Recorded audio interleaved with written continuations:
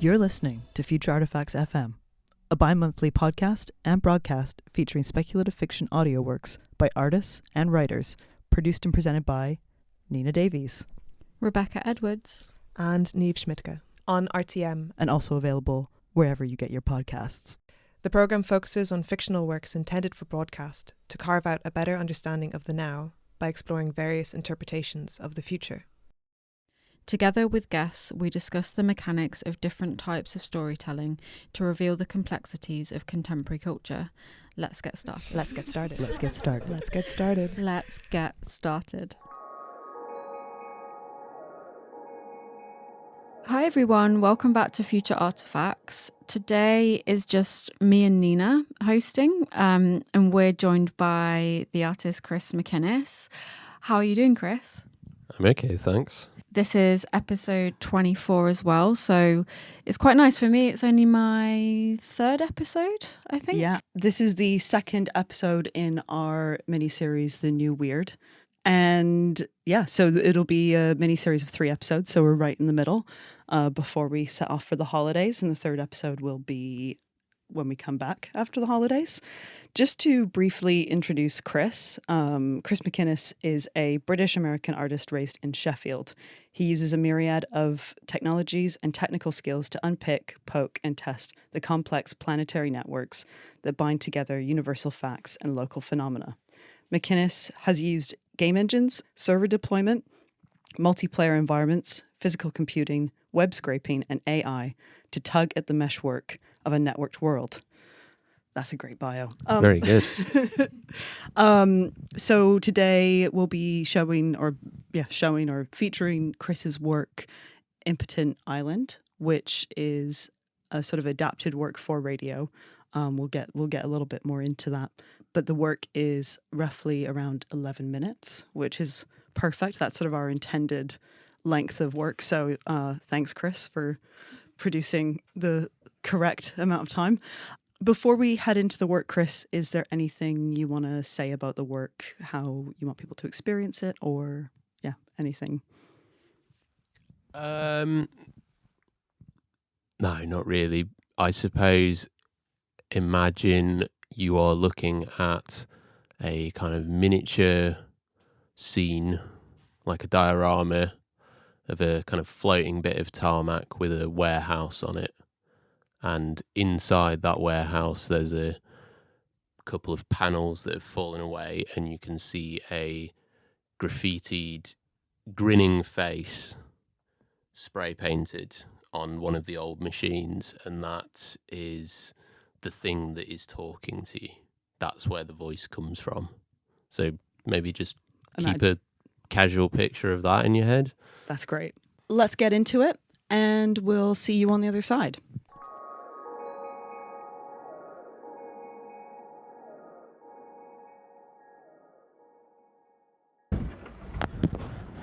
There's a long road in one of the industrial sort of edgelands where I grew up.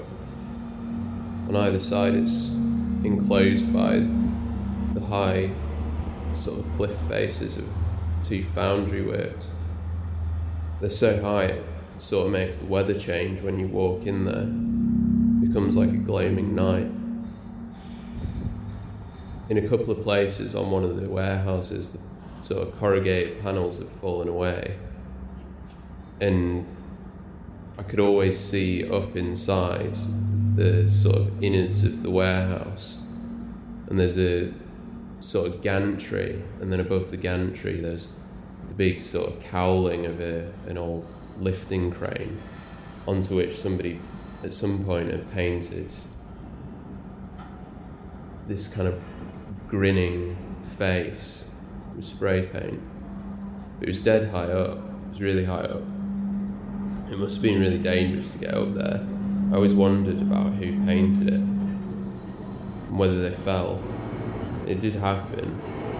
Out tagging or off the face at raves, people did fall. I wondered who they were and when they were. It sort of seems, it's always been quite hard for me to imagine that these sort of foundries and warehouse buildings actually had some kind of like interior, they're so kind of much a part of the landscape that I always sort of imagined them being somehow uniform all the way through, like the way a mountain's made of rock inside. You cut it open and it's rock still. I heard that in this area, sort of long before I was born, that the whole place was kind of perpetually fogged with this like bright orange soot from the works. It makes me think of that orange haze you get from forest fires. The forest fires in Sonoma County.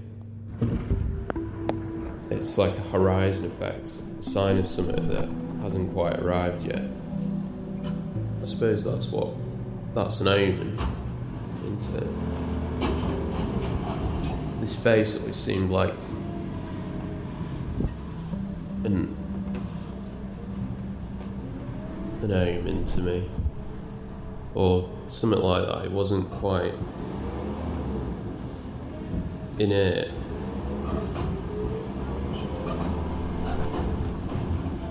But it watched you. There's something about it being painted on the inside of this old factory, like it was a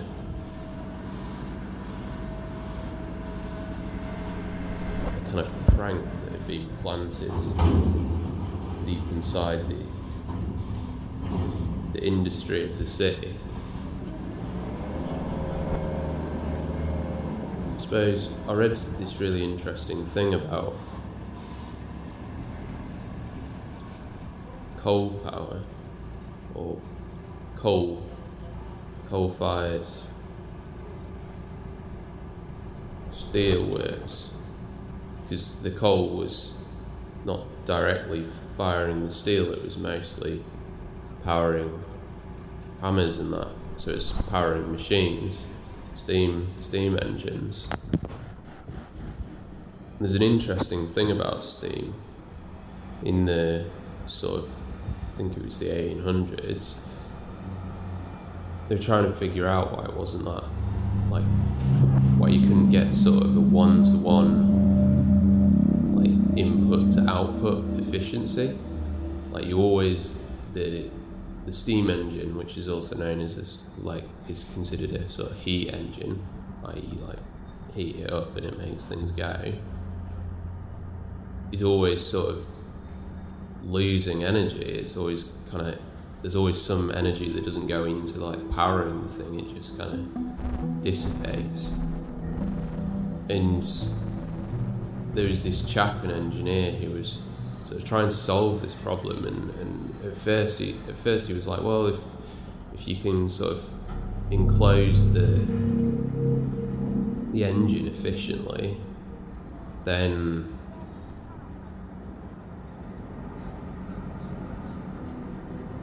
you can, if you like put the heat source close enough, then it'll be totally efficient, which sort of works on paper, which I assume is kind of how he was working.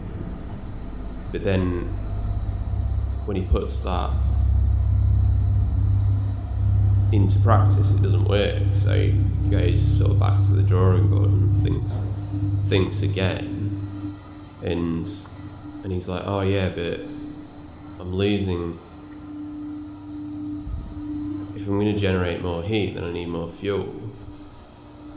And I only have this much fuel. And if I need more fuel, then it's inefficient again. I'm losing energy, potential energy, from the extra coal that I'm burning to make it go more, or whatever.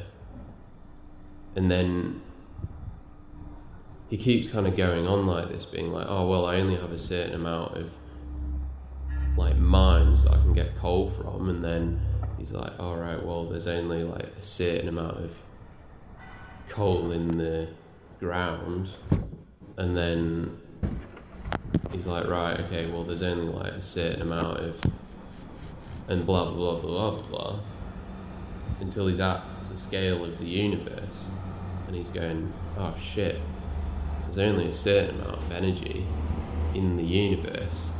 If I keep using it to power my steam engine, eventually, it'll take ages, but eventually there'll be no temperature difference at all to make anything, like anything at all. And from this point of trying to just make his steam engine go faster and be more efficient, he kind of realised that actually what he was trying to do was change the nature of the universe. I wonder, in some ways I always felt like that's sort of what the face was trying to tell me.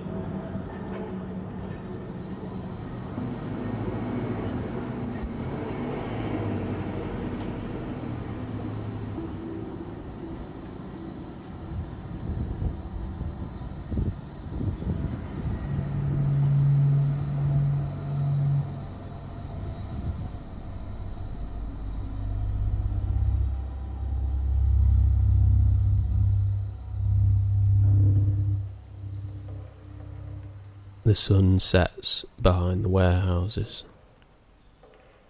As the orange glow from the foundry flickers out and the street lamps come on, a man appears from between the machinery. He is very old and completely naked, bony and shriveled, with skin so pale he seems translucent. His watery eyes stare out anxiously onto the vast floor of the empty foundry. Moonlight spills through missing panels of the warehouse onto a 400-ton steam engine coupled to the plate rolling mill. As the cool light falls on the 3 cylinders, the steam engine begins to play a song, and the old man starts to dance gracefully between the lifting cranes, lost in the music.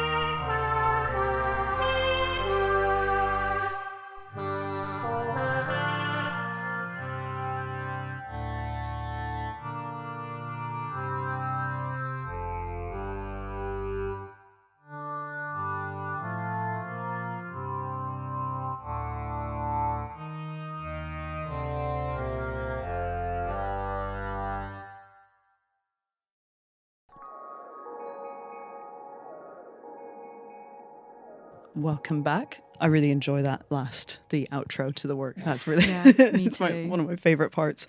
To start things off, Chris, this work is quite multifaceted and we only hear the audio, but perhaps you could contextualise this sound work within the installation of the work as a whole.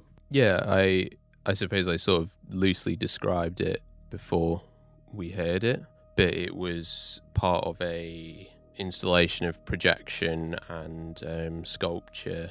And in the installation, you had these two sort of dioramas, which were these kind of floating islands of cracked pavement, cracked tarmac, and sat on them were these kind of quite precisely laser-cut cardboard warehouses. And within the warehouses, there would be a kind of flickering glow coming, and the whole work followed this day to night cycle. And in the day, the sun would come up and the foundry lights from one of the warehouses would start to flicker, and then there was a projection of this graffitied face, and that would speak to you. That would be the sort of narrator. And then the sun would go down and that warehouse would go into darkness, and then the other warehouse would split in half and open up like a door, and there was a little screen in there with the Don engine, which is this steam engine, which would play that song at the end, and then another projection would show this hand-drawn animation of this kind of old man dancing very gracefully to this song across one wall and then out of sight. And then then the sun would come back up and it would go round again. The cartoon face was based on this thing that I used to see as a kid on this specific road, this specific part of a specific road in Brightside in Sheffield, where you have these two warehouses that are very close together, the Forge Masters warehouses. And at the time when I was a kid, they were completely empty. And they're on one side, I'm basically just repeating the work now, but on one side, there was like a part where the panels from the warehouse had fallen away, and you could see up inside, you could see all them like machinery and stuff, and it was just dark in there. But the one thing you could see was this yellow cowling of one of the, I think it was one of the what do you call them? Motor gantries for the lifting hooks of to lift the ladles to pour out the steel. And some kid had obviously got up there and spray painted this grinning face, and it was like really eerie because you would see it as you were driving through here with these like two warehouses kind of towering above you. You could see it from one side of the road looking down at you, and it was really sort of sinister on so many levels and kind of mysterious and in this like incredibly inaccessible place. And the image that is projected in the work is taken from me I went through this whole phase of like asking on history blogs on Sheffield and getting in touch with Forge Masters who own those foundry buildings to try and find somebody who also remembered this thing. And I ended up getting really close, where I realised that when I was a kid, for whatever reason, Sheffield was one of the first places where they trialled Google Street View. I don't know why. So it went all the way back to like 2008, I think it was. And which is when it would have been there, because I remembered when I was like maybe 19 still seeing it.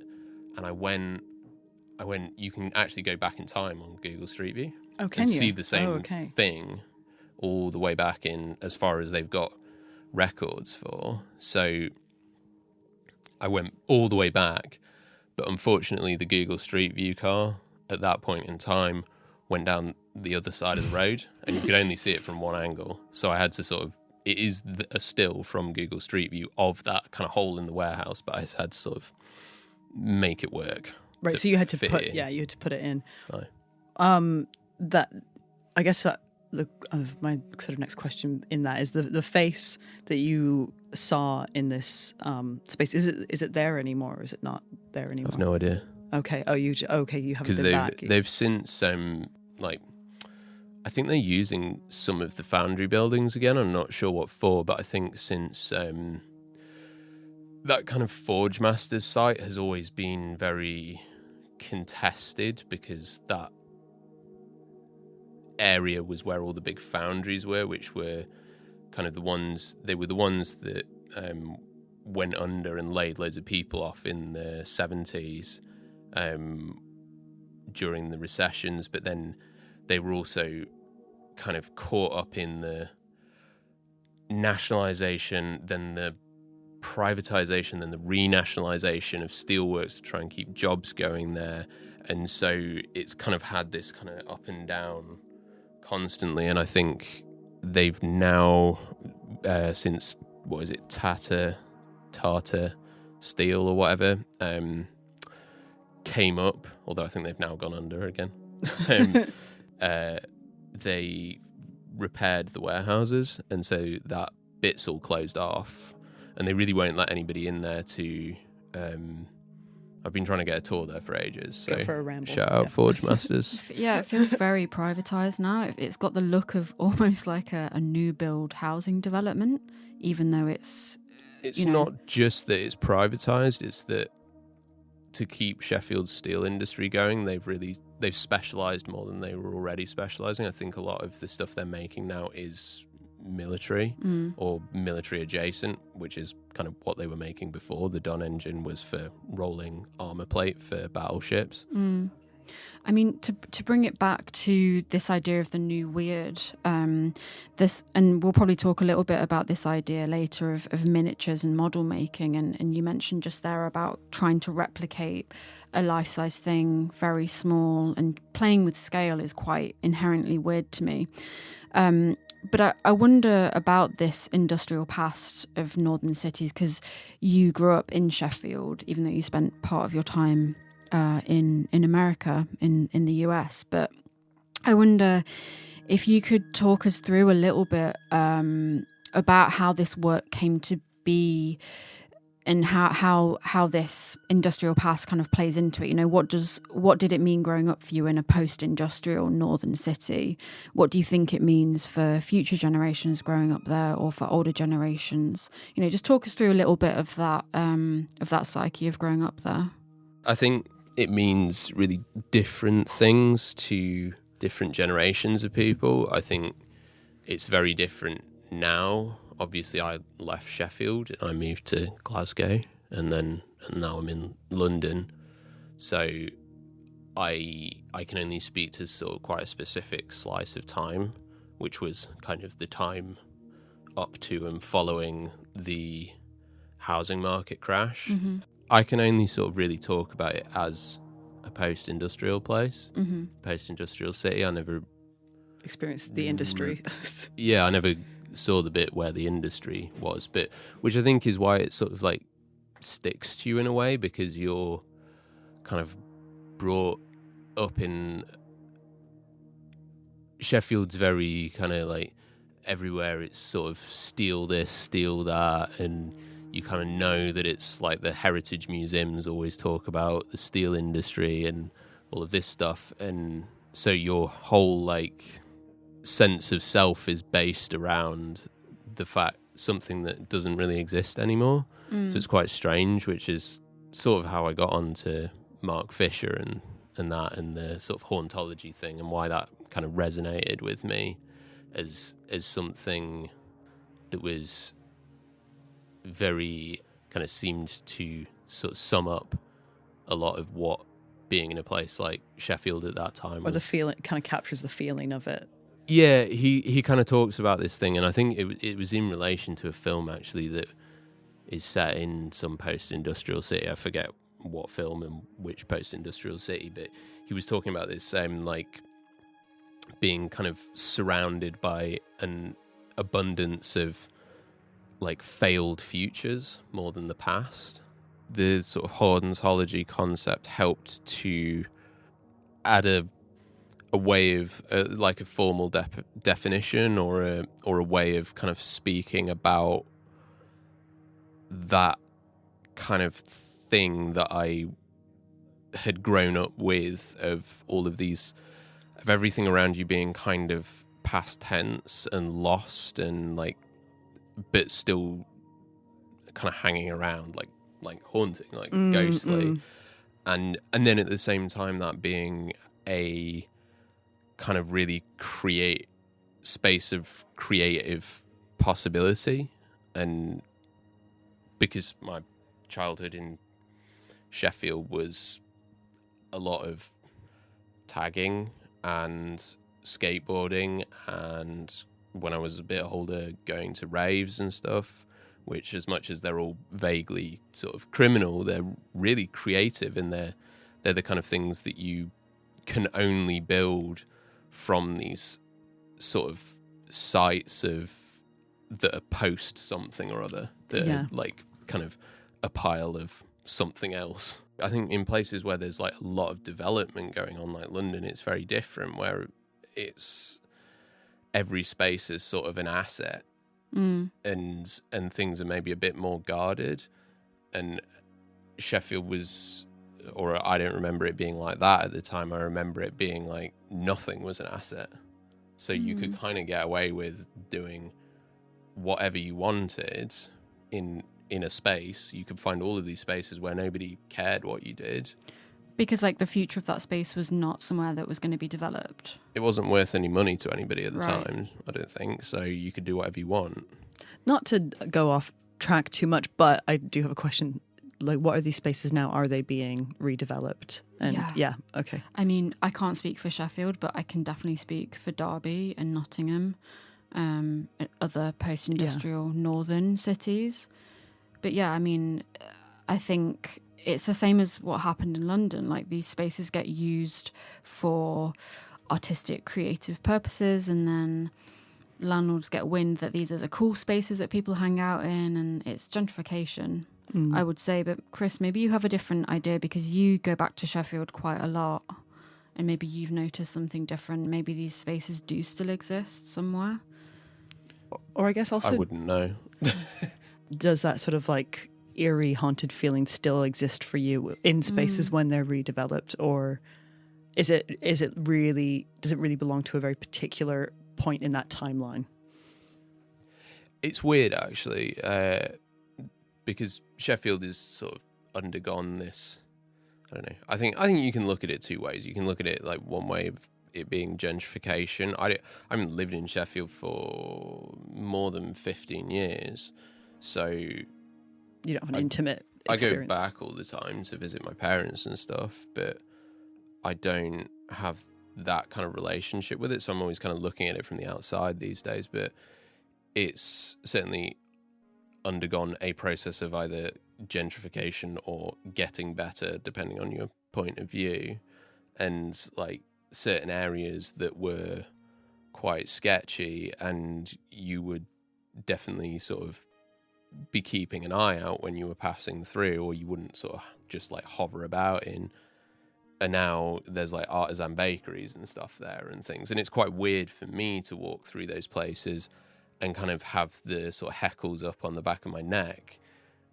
And then that also feel like, and that being like a completely incongruous feeling to the fact that you're, walking with your mum to like get a salt beef bagel from like a bakery. Yeah. And so it's sort of, they kind of exist in memory in that way, and I think stories and stuff like that. But then I think the thing that always drew me to that particular part of Brightside is that it's something that is like exists in my mind in a way that is so strong, and I feel like it has never lost that feeling of being kind of a.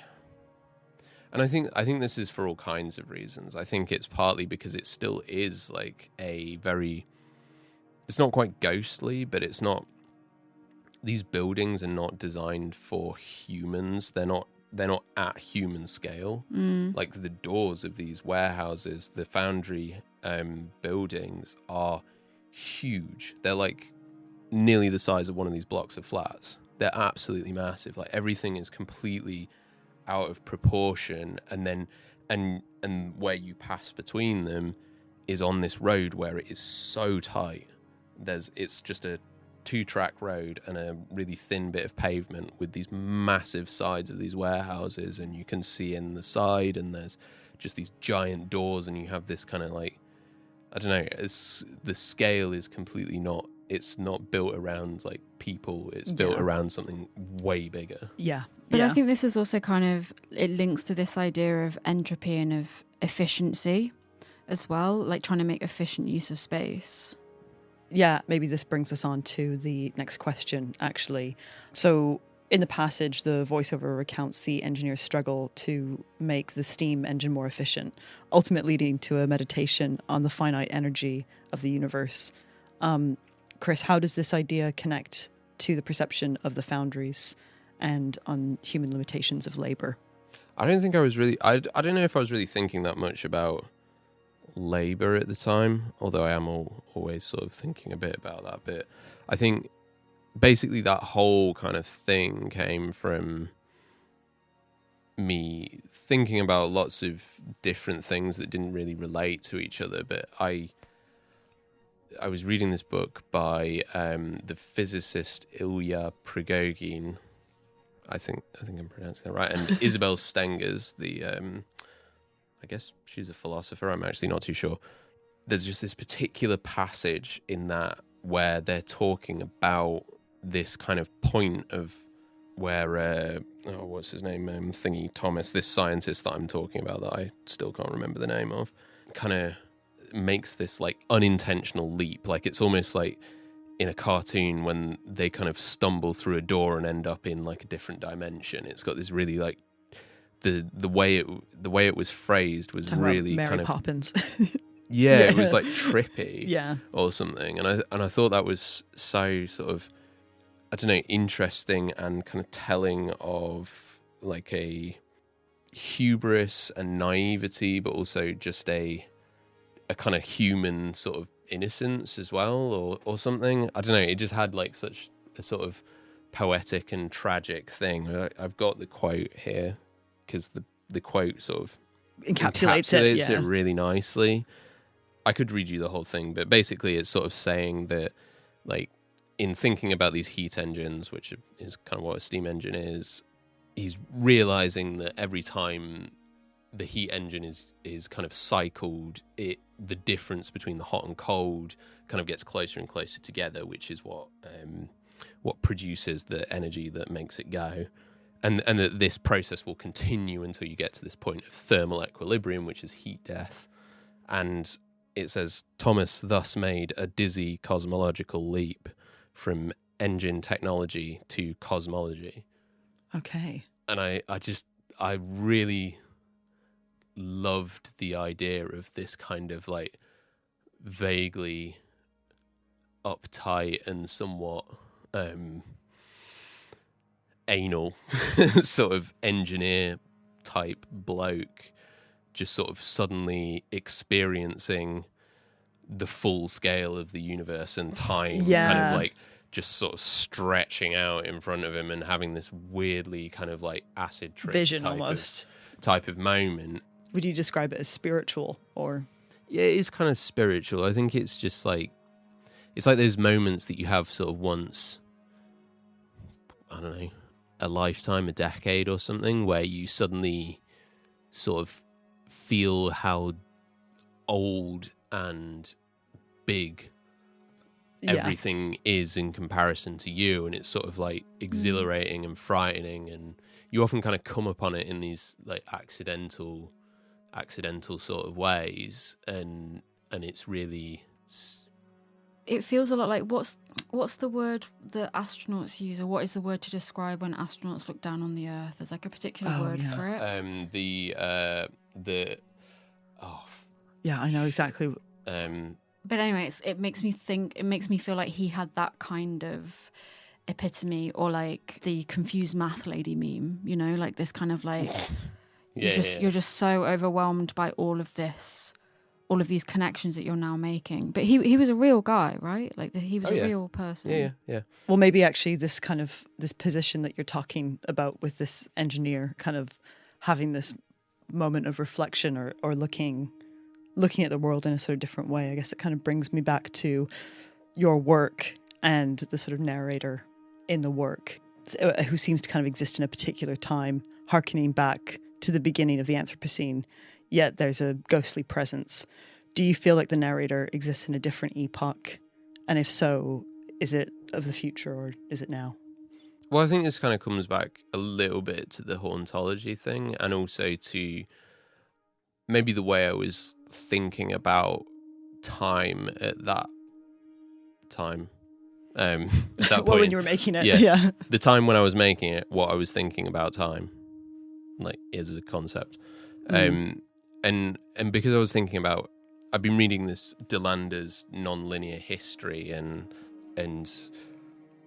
he's kind of in this book, he's sort of making this argument for how history is kind of not this straight line, it's sort of multi-scalar, and things that happen in the past create futures, and like ideas about futures create present conditions, and everything kind of has this sort of push and pull, and like small things happen and big things happen, and they kind of interact in these feedback loops, and it's this kind of dynamic system. He's really into sort of thermodynamics and chaos theory, so he kind of uses this in his thinking a lot, and this kind of, I guess I was just reading all these things at the right time, and they sort of mesh together, and in this way where I could sort of see that in Mark Fisher's hauntology concept, and I could also see it in Stenger's and Prigoghine's writings on the kind of cultural impact of science and technology in the late 19th century. And then, you know, it just so happened that I was also thinking, well, I know where there's a steam engine, because the Don engine, you can go and see it running in a heritage museum in Sheffield, and you should. It's the best free day out ever. And also, you know, I'd grown up in this place where this thing that Delander and Fisher and Stengers and Prigogine were talking about kind of existed as a thing that I could just see, and so it sort of all meshed together. This, like, Well, this past and this idea that sort of everything was out of time, anachronistic, was sort of self-evident in that one object. In my experience in Sheffield, and especially in this kind of like face in the warehouse. Also in kind of other places in Sheffield where, like, up on the edges, you're out in the countryside, which is out in the Peak District, which is just nearby Sheffield. And I've had some very sort of trippy experiences there where I've kind of seen the depth of time through the kind of rocks and stuff. And it's because much of what is the countryside was actually industrial, but then also the kind of industrial quarrying of these beautiful countryside sites reveals all of this geological time, and it's kind of everything sort of, and the like shapes you walk through are actually like built up, but then grown for the carts going up and down, but then are grown over with grass, and you're walking through woodland and you find a like winding house or something just in the middle of nowhere with a security camera watching it, and everything's like really out of place and out of time and kind of overlapping. And I think you're asking about this like ghostliness or out of timeness, and I think it's not really that things are sort of ghostly. I guess like, maybe more. I guess well, maybe not in a sinister way. Anyway, it's just a kind of. Well, I guess I was sort of thinking in the Anthropocene as sort of like the epoch where like human activity is making impact on the world, and I guess it's sort of the Sheffield is a place where like that sort of human activity, that very specific sort of human activity, isn't happening anymore. It's sort of like is this place a marker of the end of the Anthropocene, or? I don't know if it's like the end of the Anthropocene. I think it's certainly one of the kind of sites of industrial intensification where it enters its mechanistic phase. Like because some people argue that like agriculture is the start of the Anthropocene, right? And Yeah. So, and that's much older. But I don't think it's got anything to do with the end of it. Certainly, the Anthropocene in that form has just moved elsewhere. Yeah. But it is. Or I guess maybe thinking about the Anthropocene as existing in different Yeah. time scales for different places in the world. To put it one way, it's like it is a place where at one point several people saw in the distance what the end point of the Anthropocene would be. Yeah. Which is sort of planetary ruination and heat death. Yeah. Which, I don't know, I think now shaping or influencing the world's climate is going to end up being necessary now that so much damage has been done, and then maybe we'll sort of use the word Anthropocene to be like, oh, good, Anthropocene, great, we sorted that out. Right, but right now it means something worse, and that's got more to do with industrial capitalism and so on and so forth than it has really to do with the Anthropocene. Yeah. You touch on nature in the narration of the work, and you're drawing this really interesting comparison between the bright orange haze from the foundries that come up in the models in the work, but also the haze from forest fires.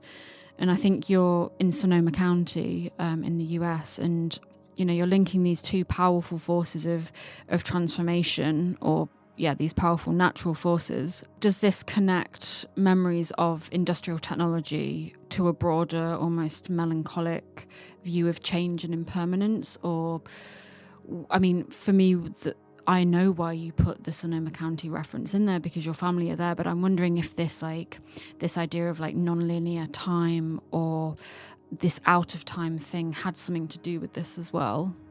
That's kind of like a sort of Easter egg that I put in there, where it was, I think, without knowing me or my family history or anything, you wouldn't really know what to do with that, and it would just seem a bit weird and pointless. But I think that was kind of why I wanted to put it in, because it's kind of getting at that sort of multi-scalar thing. And you can sort of argue as well that one is a consequence of the other in this really indirect way, where industrialization leads to a lot of emigration to the US, and then that leads to places like California being settled, and then that leads to a great housing demand there, which then leads to people building houses and towns in fire country, which then leads to them suppressing the fires, which then leads to these really serious forest fires.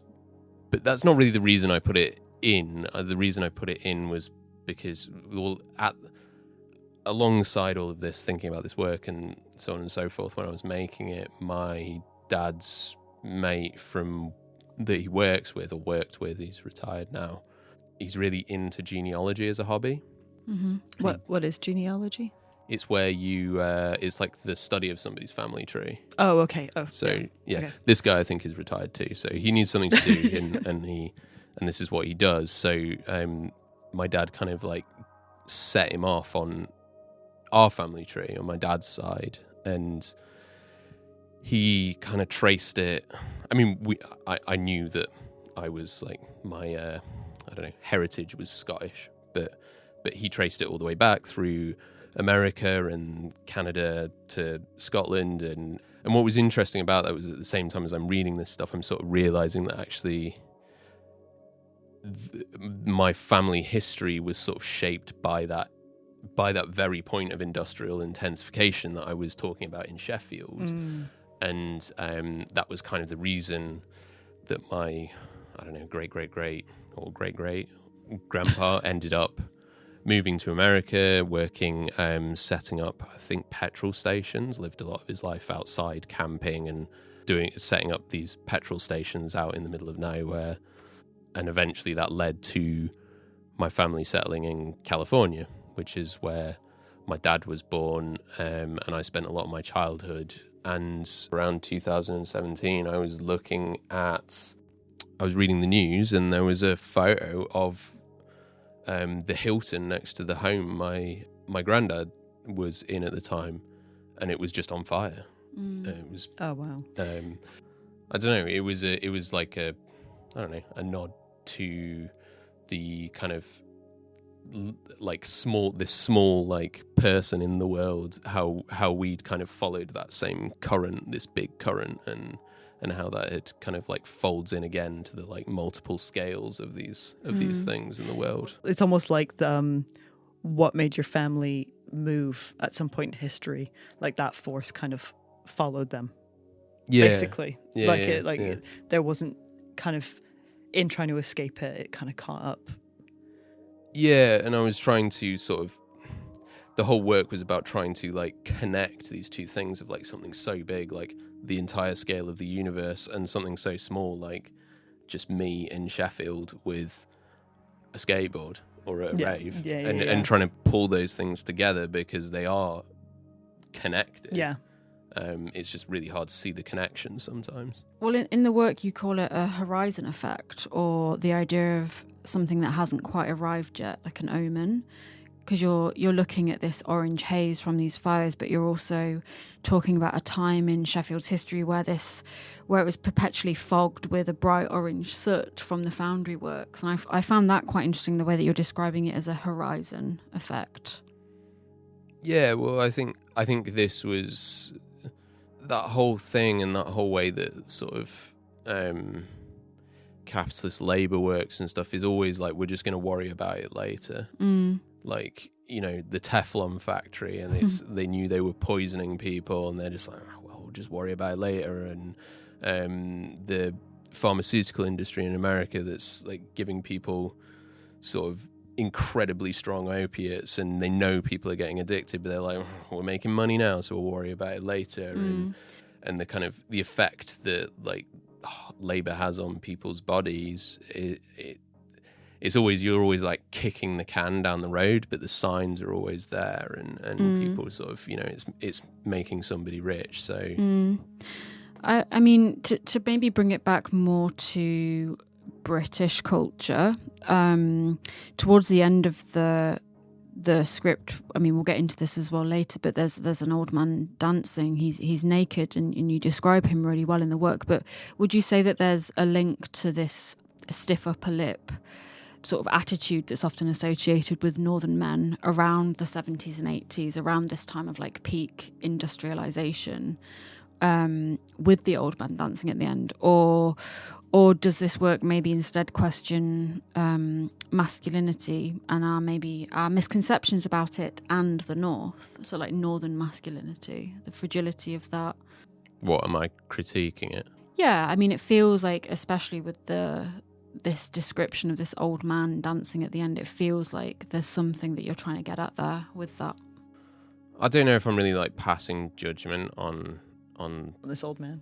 Yeah, or really sort of, I don't know, masculinity in general in that way. But I am, you know, I've in my life I have had so many sort of male figures, older male figures who are who have that sort of stoicism to them, and I've also been kind of close enough to them to see points like once in a blue moon where that kind of breaks and cracks, and you kind of get this like tiny little look into how much they're holding back. And I wanted to sort of bring that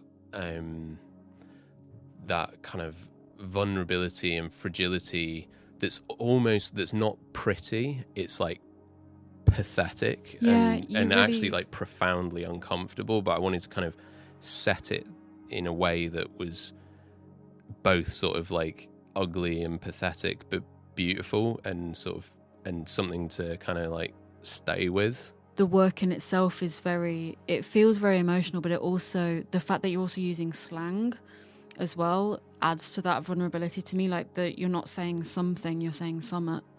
You know, like you're bringing in this northern dialect that perhaps you would maybe see in Kes, like the novel Kes, or these kinds of Orchestral things. For a Knave. Sorry, yeah, that's the film. film is Kes. The film is Kes, sorry. That's right. Yeah, I guess so. I think I was conscious of the fact that the sort of stereotype of the northern man as this kind of like, you know, it'll be right sort of character. Like a lad. No, not like a lad, but like It's like a bloke. I guess, if you like. I kind of hate all these words. They're sort of a bit dumb because they don't really mean anything. But like, yeah, like somebody who sort of just carries on and like doesn't complain and doesn't make a big deal about it, and is just, you know, is always kind of just like, you know, be right. In some ways, in some ways, there's a truth to that, but like, it's important to remember that is very much like a product of deliberate psychological conditioning, which started really intensified during the 19th century, during the Industrial Revolution.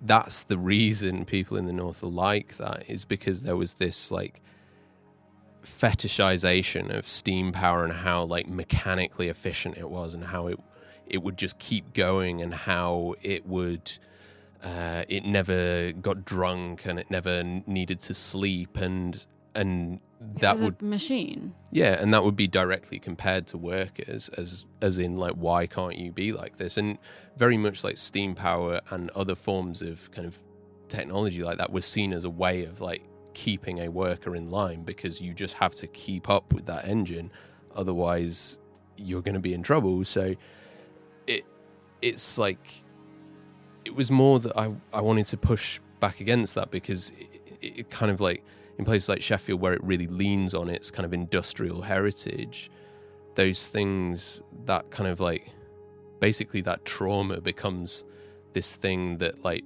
people kind of almost aim to cultivate. And I think it's good to be sort of proud and stuff, but then at the same time, you're kind of reproducing this psychological conditioning, which is basically just there to make sure that even if you can't go anymore, you still keep working, you still go to work, you're still productive, and your whole sense of self is tied to that, your output. Yeah, I mean the sort of medieval choral bit at the end really reminds me of that in some ways. It's like you've put that idea into music.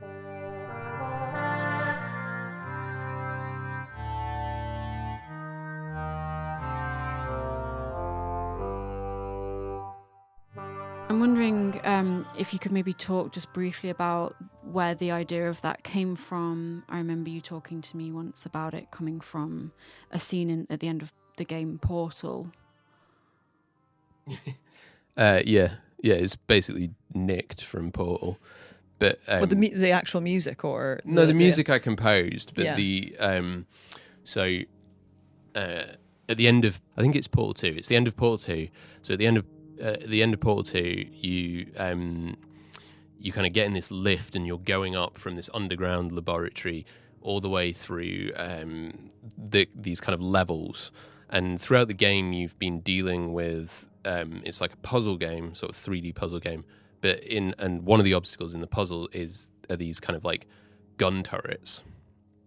And as you're going up through the lift, you get to a floor, and there's a gun, and the lift opens, and there's a gun turret, and you go, oh no, here we go again. And then it opens up, and then instead of like kind of revealing some guns, it kind of opens up and sort of plays itself like an accordion. And then it starts singing the song, and then you go to the next floor, and there's suddenly loads of them, and there's like a chorus of them, and I just really like it.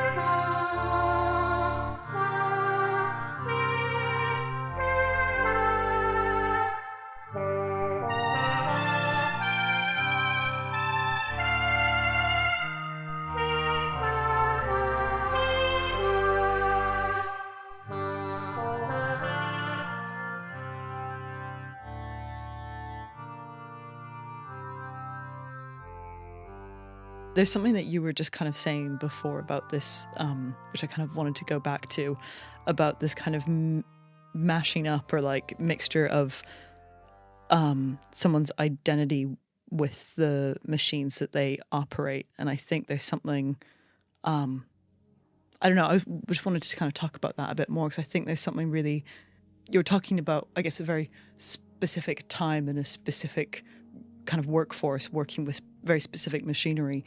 But I wonder whether like going forward and with sort of our relationship to different forms of technology, whether that's kind of something that's going to become more prevalent, like whether that was kind of the beginning of. And it's just interesting because it's gendered as well. Like you could definitely look at it that way as well. Like I think it's well, the way many people function now is their sense of self is tied even more to like forms of value production, where the people are like consciously branding themselves as their personality. It's even more explicit and more sort of focused and intense. And I don't really have any sort of kind of direct experience of being like a content creator or anything like that, so I don't really know about that. But what I know about is being a technician. So I've worked with tools in my hands all my life, and that was like that kind of thing of you form a relationship with the things you work with, because they're always a bit idiosyncratic, but also you have this other relationship where clients and the kind of managerial class often sort of mistake you for the tools you're using, and can kind of treat you in this way where you're just a part that's either working or it's not, and if it's not working, it's no good, and you get rid of it and get a new one, and it's shelf life, and interchangeability, which is again something that's really sort of fundamental to the way capitalism works, is that one thing is interchangeable for the other, that value can be sort of transposed across goods, and that labor can be easily swapped in and out, therefore making it incredibly cheap. To make that sort of socially palatable, there is a whole kind of like culture of and like process of sort of social conditioning that has to happen to make people okay with that. And in the case of like the north of England, I think it not only worked well, it worked brilliantly, in the fact that it became so deeply ingrained that it's now something that's sort of celebrated, something romanticized, and romanticized, and kind of just like taken as read, that this is only something to be proud of. I think it's kind of both. I think it's bittersweet. It doesn't have to be one or the other. Yeah, I'm not really, which is why I say I'm not really passing judgment in that way, because I'm not really saying it's even bad. I'm just saying that it comes from it's not something that was like chosen or kind of arose organically or is like because there's something in the water. It's because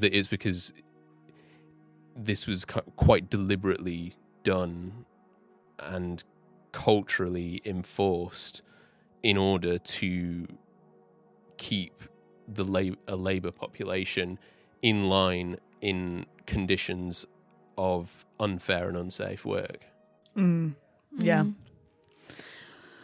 I think we might have to bring that to a close just there, but quickly before we go, is there anything, where can we find more of your work? Have you got anything coming up? Is there anything you want to shout out?